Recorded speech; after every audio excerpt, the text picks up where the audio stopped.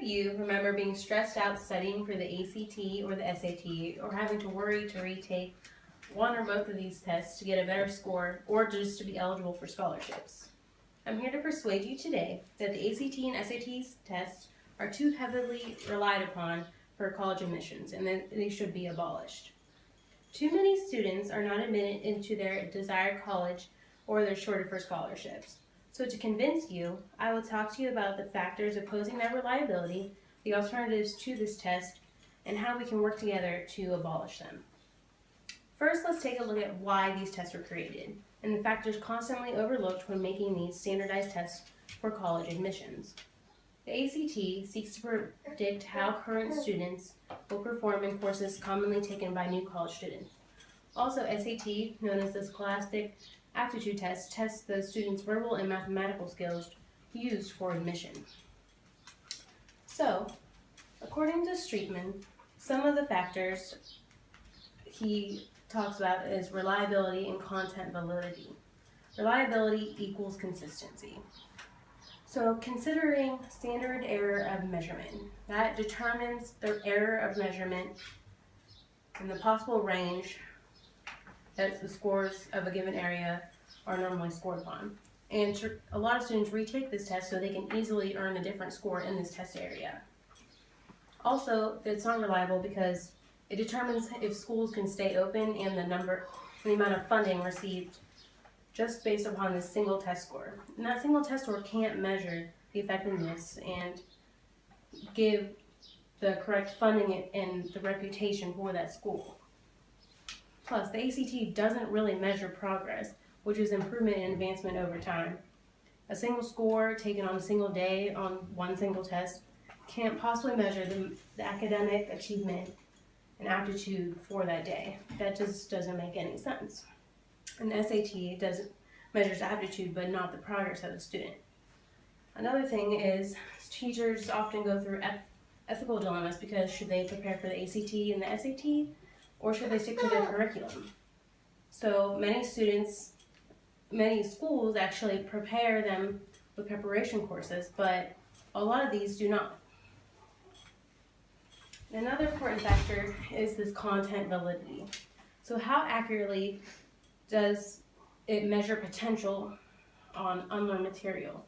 Because a lot of the material on these tests aren't even learned and taught in schools. Another thing is the way the test makers phrase questions. So for example, an English exam problem from the ACT, shown here, our household might have been described as uncooperative. Our meals weren't always served in the expected order of breakfast, lunch, and supper, which would effectively introduce the rest of the paragraph. And when you read these choices, it all is based upon like the stylistic, the style of the creator and the test maker. So it doesn't really give an accurate, intelligent explanation. Another thing is students lose points for the test writer's errors. So, and 1 or 2 points can make a difference in a student's life in the school that they want to go into, and for scholarships. Also, these tests just make them learn to guess. And the SAT is more of like a trial and error method, which leads to another one of these factors given by eCampus, is these tests are timed. There's only a certain amount of time to complete these, and trial and error doesn't leave much room for time. It's more of a game of chance, and it doesn't really test the skill of the student. It also adds stress. You spend more time studying for these tests than preparing for what you're actually learning in school. And according to Hernandez, a lot of it is biased against socioeconomic status, which is like finances. So those who have more money are able to afford to retake the test, or afford tutors, or afford to take more preparation classes. There are so many factors against the ACT and SAT. So what is a better way to students can be admitted into college? And what are these alternatives that colleges and universities can look at? According to Oregon, the college can focus more on GPA. A high GPA gives proof that the student worked hard over a course of 4 years, and it's more valuable than one test score. Another thing is the types of classes that they take. So AP Physics, Honors English, Calculus. This challenged the high school students. And it's similar to first-year college courses. Another thing is recommendation letters. A lot of these are required, so why aren't they really looked at more? They're solid statements of the students' capabilities by the teachers, and the teachers believe that they have these capabilities to do well in college, so why is it overlooked?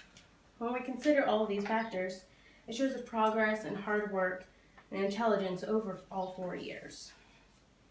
So now let's imagine you don't have to take extra time away for studying for this one test and worry that your hard work over high school doesn't go unnoticed.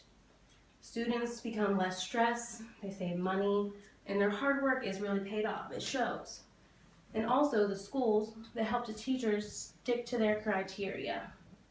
It helps funding and less worry about university admissions and not being admitted into the college or university that they desire.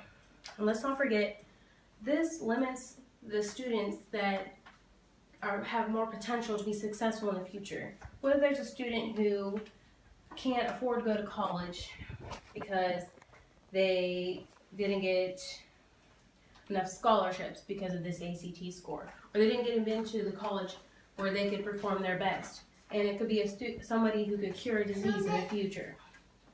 So now that we all are aware of the alternatives, I hope I persuaded you that it is too relied upon that the ACT and SAT for college admissions, so they should be abolished. So now that you know why, how should they be abolished? Well, according to Clayton, educators could choose not to give the tests. Parents could boycott the tests, but this isn't very ideal. Also, you could help convince colleges these tests are meaningless. And colleges could overlook these scores and look more on the GPA and the types of classes and the recommendations given by these teachers. And in the end, this could give more students a chance to be successful. Thank you for listening.